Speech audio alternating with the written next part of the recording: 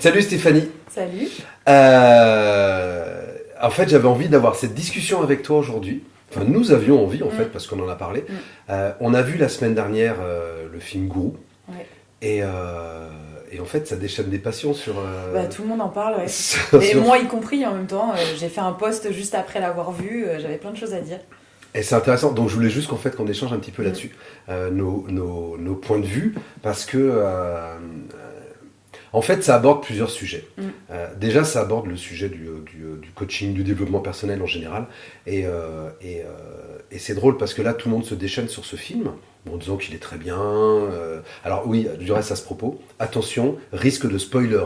Ouais, si Donc, vous n'avez pas vu le film, si vous n'avez pas vu le film, vous écouterez la vidéo après l'avoir vu, si vous comptez le voir. Parce qu'il y aura sûrement du spoiler dedans. On va pas faire attention à ça, je m'en fous un peu. J'ai envie de dire ce que j'ai à dire. Et en fait, ça déclenche des conversations, mais qu'on a depuis des années. Enfin, c'est pas nouveau, est-ce que le coaching doit être encadré? Est-ce que le dev perso, machin? Enfin, ça fait des années qu'on en parle, donc en fait, il n'y a pas de nouveauté là-dedans. Mais bon, on va profiter pour faire une petite vidéo pour remettre un peu de cadre sur le coaching. Alors déjà, il y a une différence entre un psychothérapeute et un coach. Ce sont deux métiers différents. Alors, il y a plein d'autres métiers en termes d'accompagnement, mais chaque métier a ses fonctions. Donc, un coach n'est pas psychothérapeute, ok? il n'est pas thérapeute tout court. Il n'est pas thérapeute tout court. Il n'a pas Alors, on peut revenir sur la définition des mots, parce que c'est. Psychothérapeute, c'est encadré déjà. Psychothérapeute, c'est encadré. Ouais. Ça, c'est clair. Il faut avoir fait des études universitaires, il faut être psy, etc., avoir des diplômes. Pour ceux qui ont envie de savoir, vous allez voir sur Internet, on ne va pas faire des cours magistraux Non, mais il y a une ici. formation spécifique. Mais il y a une formation psychothérapie. spécifique de psychothérapeute.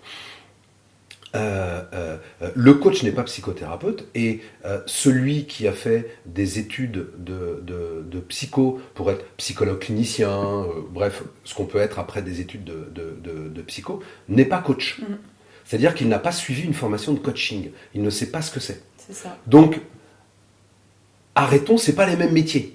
Donc vous pouvez avoir des coachs qui sont aussi psychothérapeutes parce qu'ils ont suivi des formations de psy et qu'ils sont capables et qu'ensuite ils ont suivi des formations de coaching et inversement. Donc c'est des métiers différents.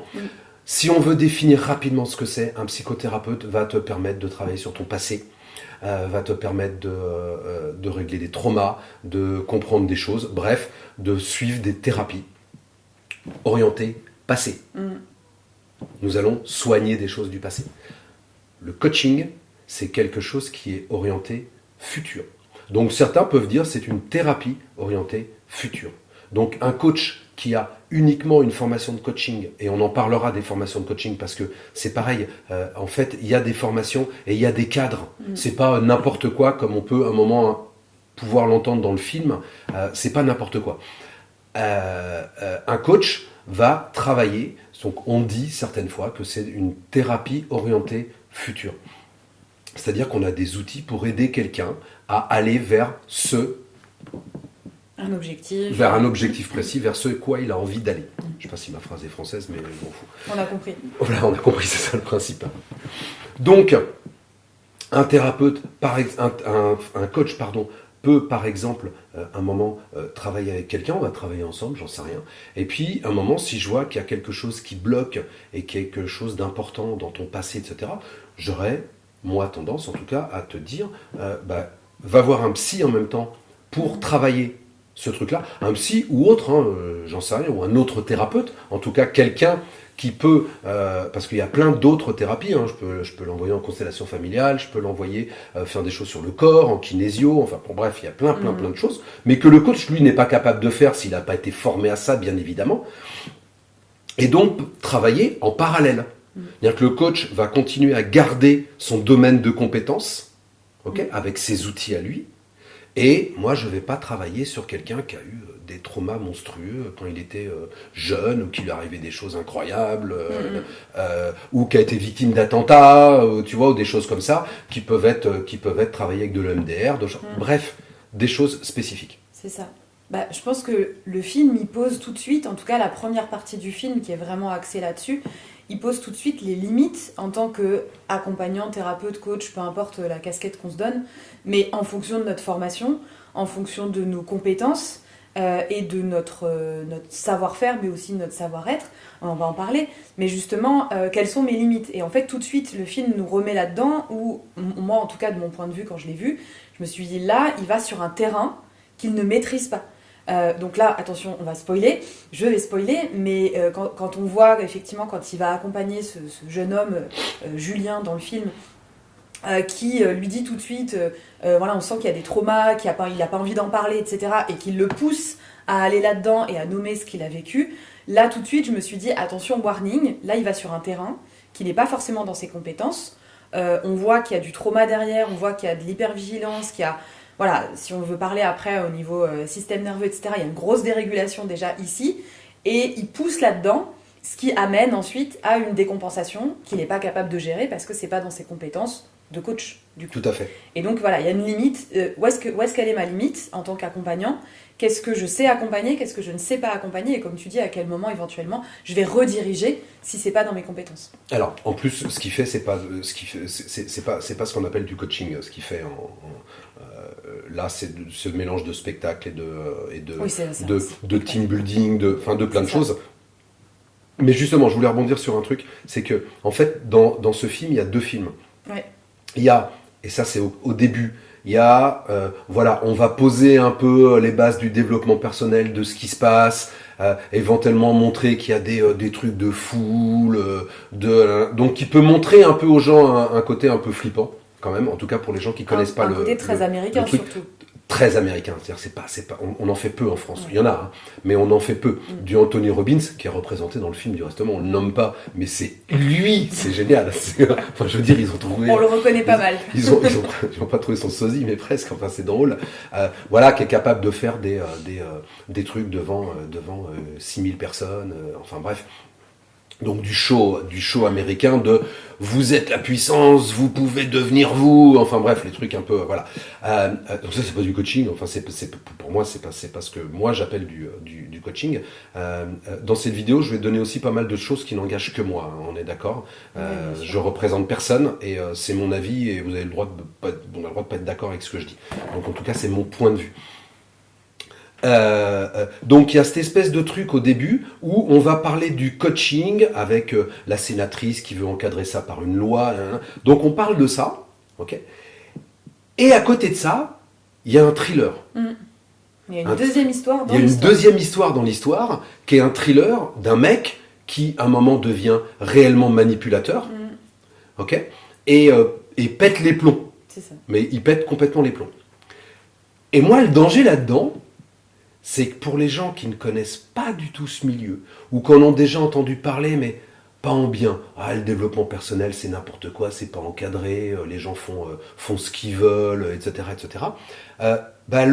Le danger de ce film, c'est de faire un lien de cause à effet qui est pas juste, qui est, tiens, en fait, les gens qui font ce genre de choses-là, c'est des manipulateurs et ça peut éventuellement même être des tueurs, puisque c'est ce qui se passe dans le film.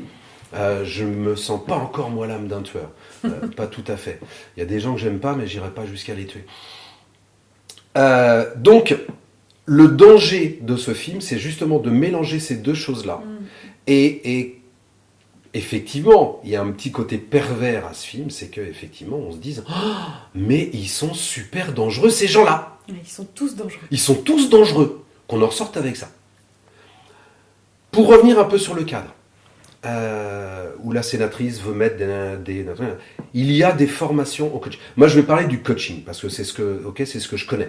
Il y a plein d'autres choses. Mais là, moi, je vais parler du coaching, je vais parler de ce que moi, j'ai fait comme formation, et donc je peux en parler. Et en l'occurrence, où je fais aussi partie d'un organisme qui s'appelle Métaforme, à Montpellier, et où nous formons au coaching. Le coaching, on va dire, alors effectivement, n'est pas encadré par l'État, bien qu'il soit quand même enseigné dans certaines universités à Paris. Okay, il est enseigné en université. Mais il y a des fédérations. Okay, et donc il y a une grosse fédération internationale. On y adhère ou on n'y adhère pas, on fait ce qu'on veut. Mais qui existe depuis de nombreuses années et qui dit qu'un coach, voilà, c'est tel contenu. Et il y a 3 choses sur lesquelles on va être un moment évalué. Le savoir. Donc le savoir, c'est la théorie, tout ce que je peux lire, écouter, apprendre auprès d'un formateur. Le savoir-faire, donc on va regarder comment je pratique avec quelqu'un, en vrai, et pas par vidéo et pas par visio. On va regarder en vrai ce que je fais. Et le savoir-être. Quelle est mon attitude avec les gens ? Quelle posture j'ai ? Est-ce que j'ai de la bienveillance ? Est-ce que je suis quelqu'un d'agressif ? Est-ce que je suis quelqu'un qui est capable d'être à l'écoute ? Etc., etc., etc. Et il y a plus d'une dizaine de points qui sont évalués. Donc en fait, si à un moment vous voulez avoir une certification, vous allez devoir répondre, en tout cas une certification de cet organisme-là. Et donc nous, c'est ce qu'on a aussi à Métaforme. On a je crois, ces 13 points qu'on va analyser d'un coach. Pour pouvoir être coach et être certifié coach, il va falloir répondre à ces 13 points-là. Ça va demander une formation qui dure un certain temps. Okay ? Moi, quand j'ai fait mon maître praticien en PNL, c'est plus de 50 jours, okay, en présentiel. Ensuite, j'ai fait une formation de coaching qui a duré 2 ans, en présentiel. Notre formation, il y a une quarantaine de jours, je crois, qui sont en présentiel, avec à chaque fois 2 formateurs qui sont là, et où les gens vont s'entraîner, et on va les regarder s'entraîner. On va leur donner des modules de psychopatho, pour connaître un peu qu'est-ce qu'une névrose, qu'est-ce qu'une psychose, etc. En tout cas, avoir des bases en psychopatho. Ils vont avoir des modules où ils travaillent sur eux, sur la confiance en soi, sur l'estime de soi. Ils travaillent sur eux. Ils ne vont pas travailler avec des gens. Après, on va leur apprendre à travailler avec des gens, mais ils vont aussi travailler sur eux. Donc, en fait, il y a des formations qui sont très encadrées et qui vous permettent d'avoir un diplôme où on sait sur quoi il a été évalué. Donc, c'est pas n'importe quoi, n'importe où, n'importe comment. Ok ? Notre formation aux constellations familiales que l'on est en train de lancer, c'est pareil.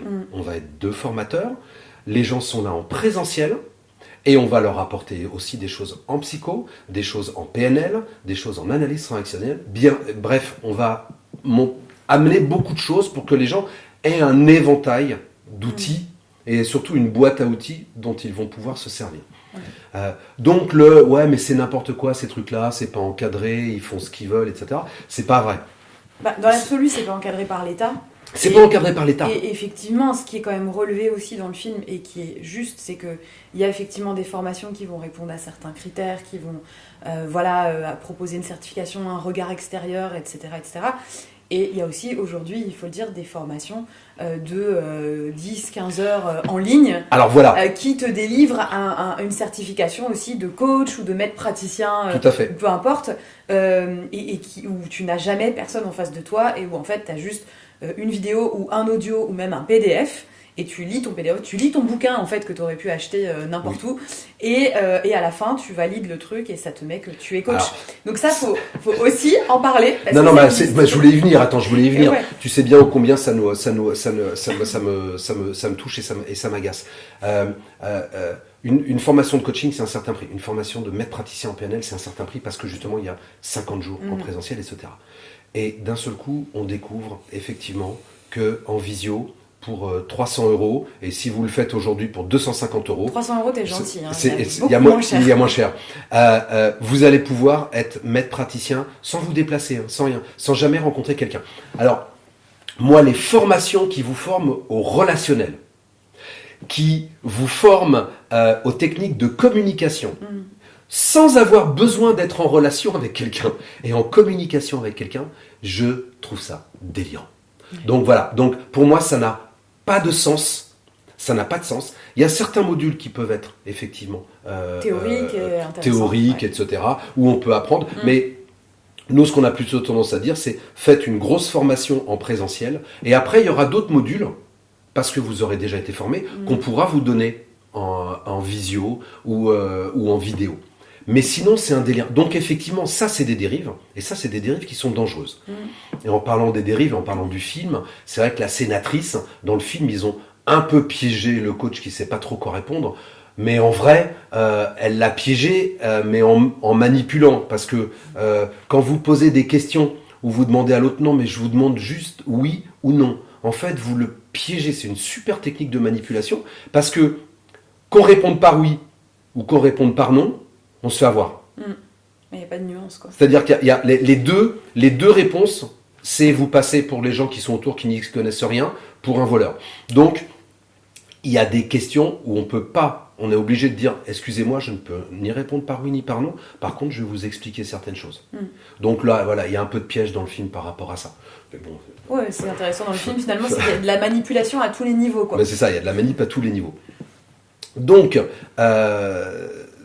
oui, pour résumer, il y a des formations sérieuses et qui vous donnent des accréditations, pas une accréditation, le mot est pas bon, pardon, qui vous donnent en tout cas des certifications avec des critères bien établis. Ouais. Moi, je crois que ce film, finalement, il invite quand même beaucoup au discernement, et ça, c'est plutôt pas mal.